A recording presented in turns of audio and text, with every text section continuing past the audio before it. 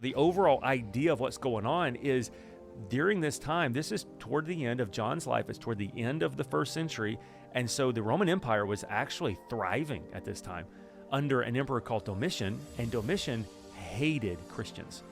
This is one of the guys, so there was persecution going on under Nero, and then it got exponentially worse under Domitian. This is where you hear about the stories of Christians being taken into Colosseums and eaten by lions and the Roman candles and all these kinds of things.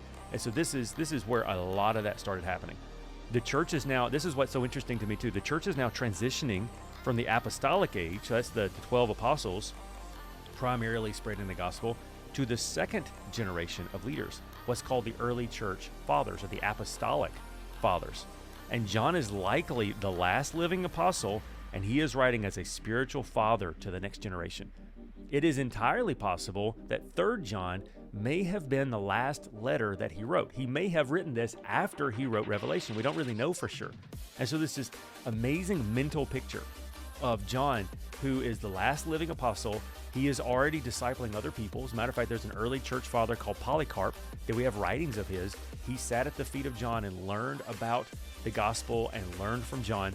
He is passing on as much information as he can, and he knows that they are getting into the next generation, and so he is passing it on as much as he possibly can. And so you kind of have this mental picture of this old man who is writing these last letters. Some interesting facts about 3rd John before we jump in is it is the shortest book of the Bible by word count, only 219 Greek words.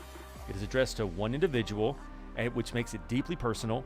It gives a view of the early church of power struggles and politics, and it is also one of the most practical books for evaluating Christian character.